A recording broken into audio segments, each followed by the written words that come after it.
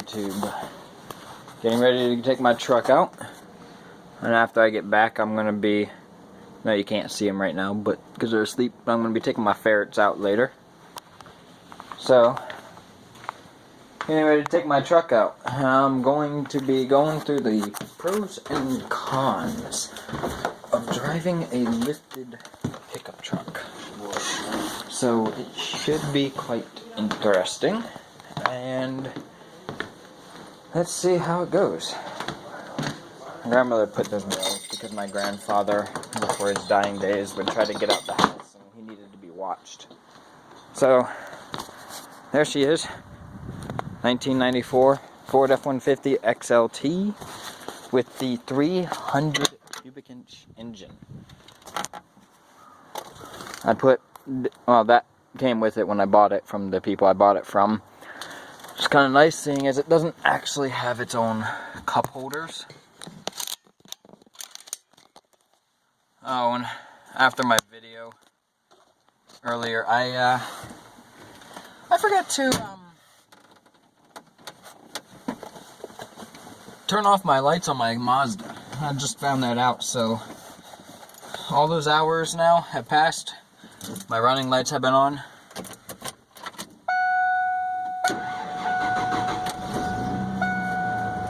As you can tell, well, I've already warmed her up, so she's been warmed up. And let's get going here. So, like I said, I'm going to be going through the pros and cons of driving a lifted pickup truck. And the pros and cons in my opinion, of course. But for the moment, I gotta pause this. So, as I was saying, I'm going to be going through my opinions of the pros and cons of driving a lifted pickup truck.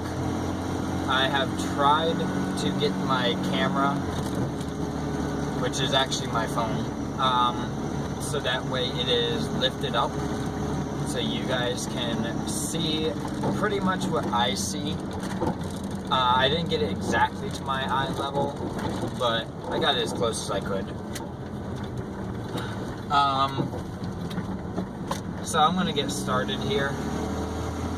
So the first pros and cons. I'm going to start with the cons, actually. I like to start with the negatives, end off with the positives. The cons are, well, obviously, you're adding more weight to the truck. So, in general, it burns more gas. Especially when you have at least I would say, a 6-inch lift kit and 35-inch mud tires like I do. I have 35 by 12.5 muds, so I have some heavy tires. So yeah, when it comes down to it, it's heavy. Braking is slower. Also, that when I go to brake, the rear end tends to try to lift up, it seems like.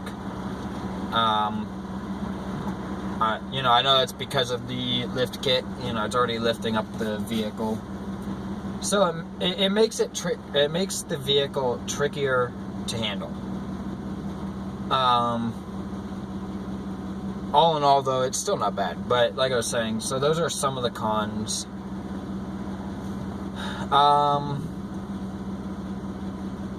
Acceleration is obviously put off, and people generally get too close to where you can't see their vehicle. Like, I have someone behind me that I can't even see the driver, so I'm moving forward a little because they are way too close and I'm on a downhill. Stopped at a red light, of course. Turning on my heat because I'm a bit cold. Not too high though, just enough to get some heat going through here. Those are the biggest cons, I would say, plus something I've noticed, at least on this truck, if not all of them, the vehicle tends to, the steering still works like it should. but because of the lift kit, it seems like the wheel has play in it. Although it doesn't, it's just I am feeling every single bump that there is on the road. So it makes it a bit trickier to handle and drive. But it's still fun, you know, don't get me wrong. And obviously, you know, to get on the highway, it takes a moment. So I'm going to be using this whole exit here to get up to speed.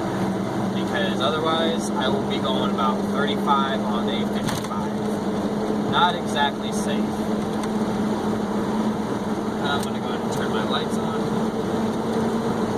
Merge over with my turn signals. So that way people know I'm merging and I'm not driving aggressively. It is probably the one thing that has saved me from getting tickets, because I do not drive aggressively. Oh wow, this person has so much stuff in their car. Holy smokes! Person, how can you see? You're supposed to be able to see out the back. Also, another con is, if you want to go fast, you don't want a lift kit. It takes your top speed down. This truck is supposed to do 85, 90 miles an hour. With this lift kit, it can do 75 max. About. So, and that's on a downhill. Uphill, I'm probably going about 68, 70 miles an hour. So it really loses a lot of speed. So it's not meant for speed though. But I need to move over.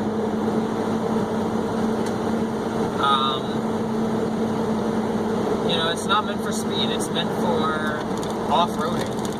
And when you're going off-road, you don't want speed. You want to be able to get off over rocks. You want to be able to get through mud and sinkholes and whatever else you need to get through that's deep. Your objective is to make it so you can travel off-road easier. So when it comes down to it, those are the cons. The pros, well, you're now taller than pretty much almost every standard vehicle on the road. That does not include 18-wheelers and huge box vans, of course. So you can see over a lot of vehicles, meaning you're going to see the traffic before they do generally. Even though you're behind them, you're going to see it before they do.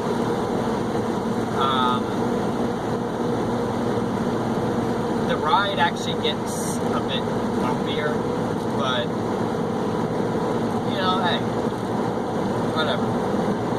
So, you know, the pros are pretty much you can see over people. If you want to do off-roading, it's perfect for off-roading, of course. I know I'm kind of jumping back and forth here. I'm just, you know, I just figured I'll go with what I can think of when I can think of it. But, so, another con, though, is if you don't have the right equipment underneath, like stronger differentials and a stronger transfer case if you have four-wheel drive like I do, you generally will bust those things pretty quick. Especially if, like, let's say I was driving in four-wheel drive all day, every day. So yeah, it's, you know, it's pretty basic. Your stopping distance increases. So it gets really irritating when someone, like, let's say that BMW just cuts in front of me and hits their brakes. I'm more than likely right now at this range going to hit the BMW. It doesn't matter how hard I hit the brakes. Generally, from what I have seen, to get a lift kit on, you're going to have to unplug your traction control sensors or your wheel sensors, or at least some of them, because, well, the wires aren't long enough. So you're either going to have to get extended wires and plug them in, or you're going to have to forego traction control and ABS. Which I don't mind, honestly. I'm used to driving without those assistance tools. But in the long run, it's, for someone who's not used to it, find a way to keep it. Oh, shush. They were honking at me because I was still in my lane. Barely, but I was.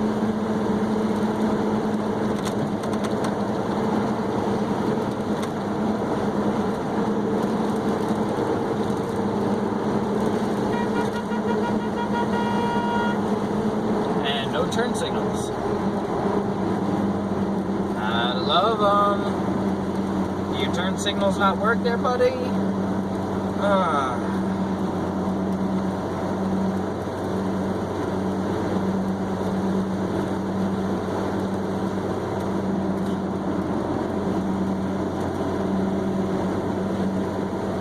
So yeah, those are some of the pros and cons, like I was saying. Mainly the biggest ones that I don't like, but then again I do like. Steering drift.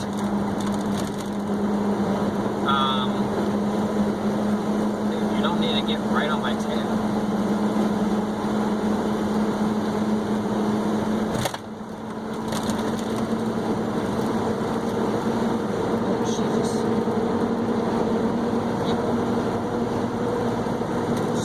Flying up.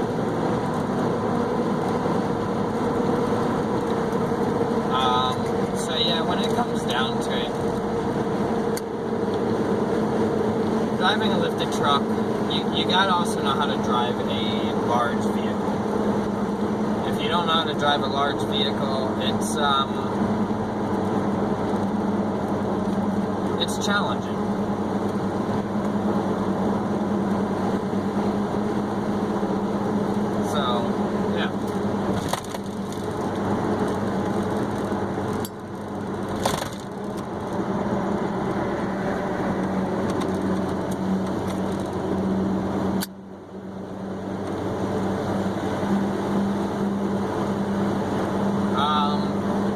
Another issue, I can't really see on my right hand side. So when I go to merge lanes like I just did, I have to take a brief moment to look in my mirror and see if there's anyone in my mirror, but because it only sees a limited amount, I then also have to look back, physically turning around to look back into my rear, into the back of my truck essentially, to make sure I don't see the top of a vehicle or someone with a helmet on.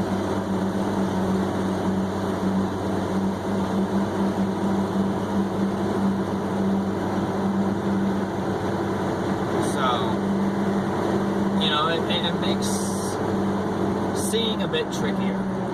Not to mention, like a turn like this, I have to really slow down. But hey, it's fun driving a lifted pickup.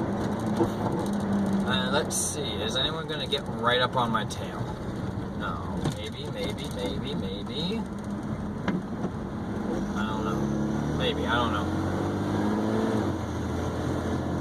I actually just recently changed the oil on my old 300 here. They're such a reliable engine. I've heard so much good about them.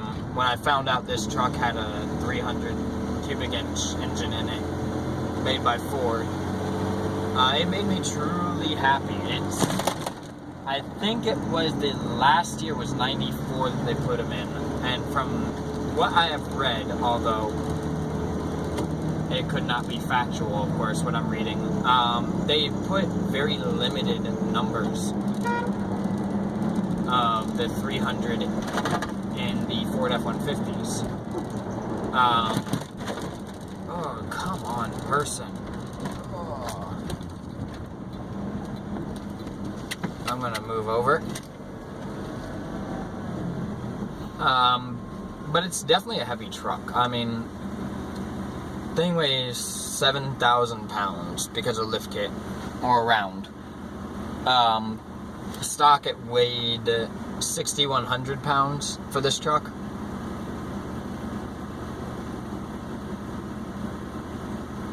So, me and some friends, though, did make a good joke about this truck when I first got it. We said we felt bad. This is probably going to be graphic for some of you, so if you don't want to listen to this, skip ahead about 20 seconds. But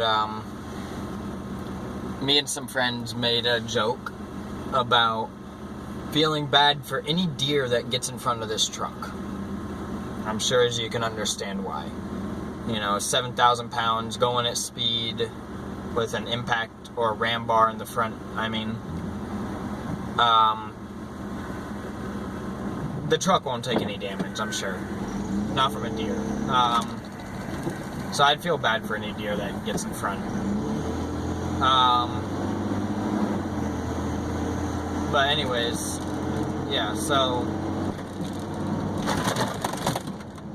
driving a lifted pickup can be fun, but it's also treacherous. I generally turn my lights on this vehicle, but yeah. Oh, another thing. I have never seen anyone in Maryland, because I believe it is illegal in the DMV at least, to sit there and drive with their floodlights on. So I don't use my floodlights even though I have them. They do work. I just don't use them because from what I understand, driving on a road like this, it is illegal for me to activate my floodlights.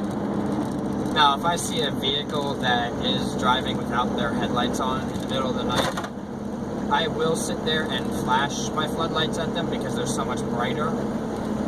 You know, to say, hey, turn on your lights, you need them on. 9 out of 10 times, the person seems to ignore.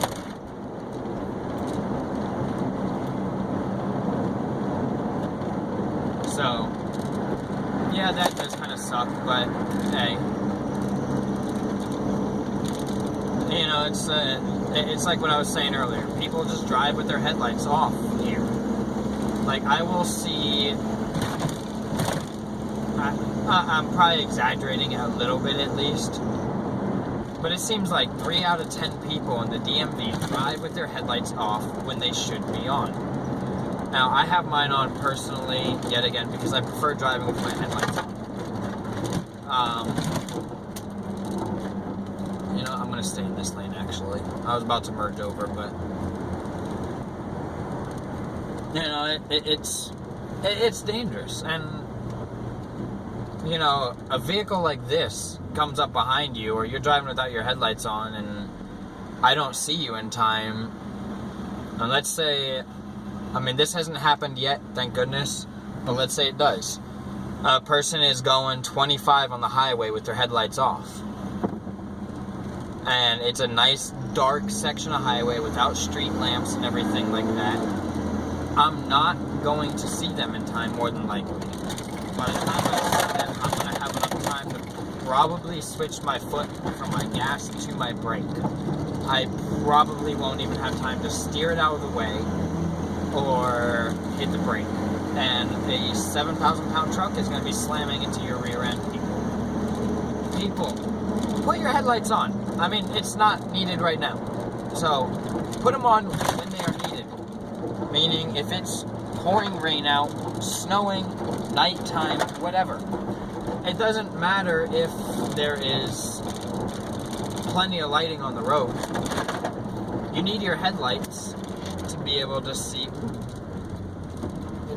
your dash even. I don't know how you're seeing your dash. Just because your car has running lights, like that Toyota that we just passed, or no, that Honda.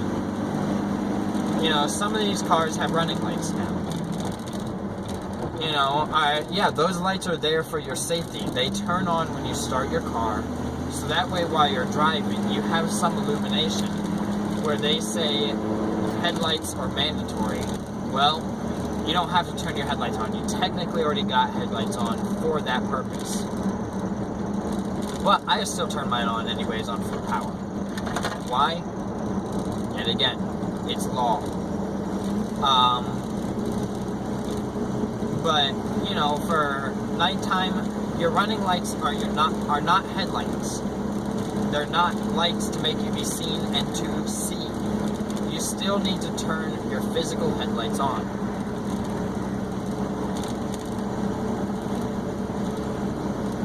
If your last car had an automatic headlight system, well, turn it on.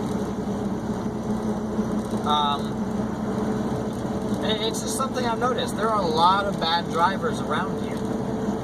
And it gets really, really annoying when you see people with poor driving habits. And it's not just lights I'm talking about.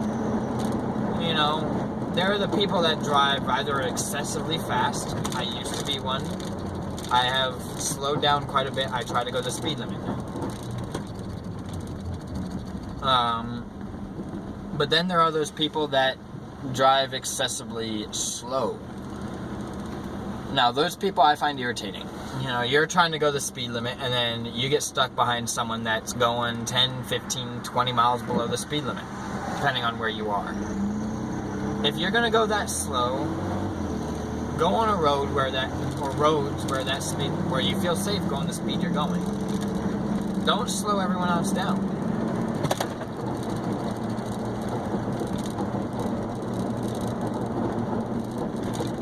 So, those are, yet again, some of my pet peeves.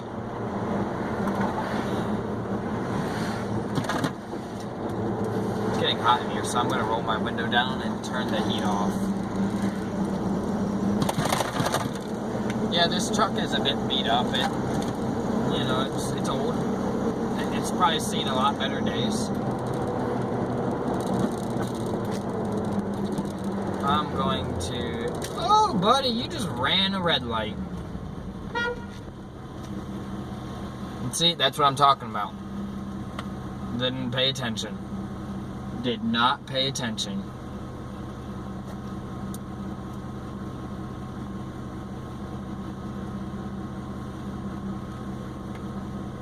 And he's still in the intersection. I am behind the white line, and if you can still see, he's in my camera. That's what I'm saying. People around here just have poor driving habits. They don't pay attention. When I get the money, I'm going to be getting another motorcycle, and I'll be doing vlogs on that too, of course.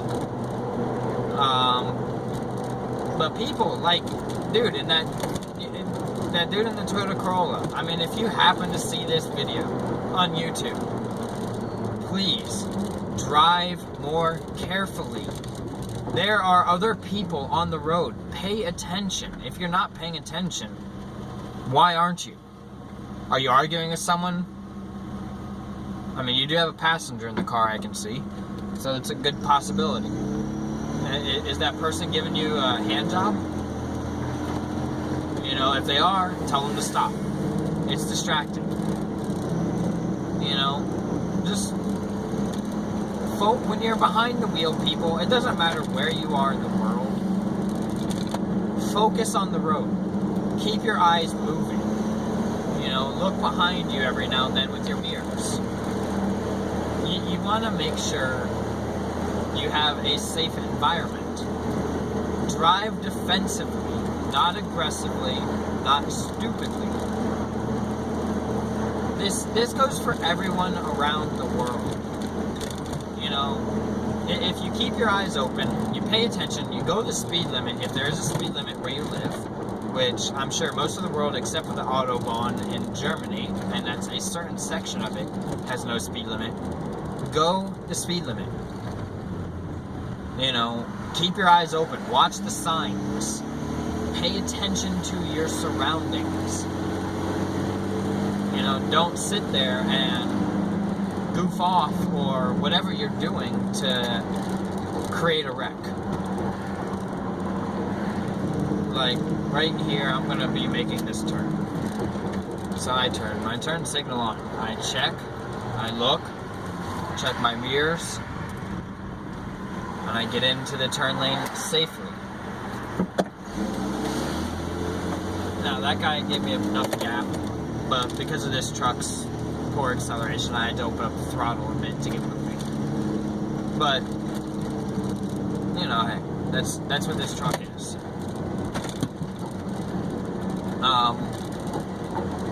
So yeah, when it comes down to it, people,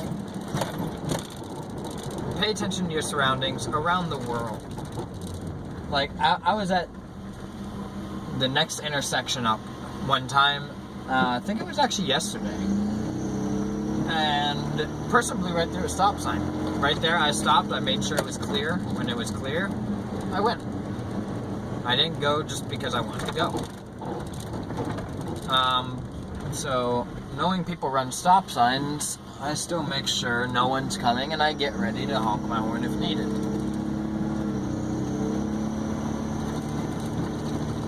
You know, it's just people. Oh, that guy, I saw that guy coming. You didn't see him, but he failed to stop. Oh, and in DC, you know, it is tricky driving a truck like this. You got these really narrow roads. Remember that peeve I had? Well, here they don't always have driveways, so this is not a peeve for here.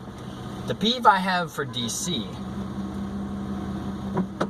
is when they drive in the center of the road, and then they don't want to move over for you to get by. So, what I try to do is, I try to stay as close to the right side as I can without hitting other vehicles.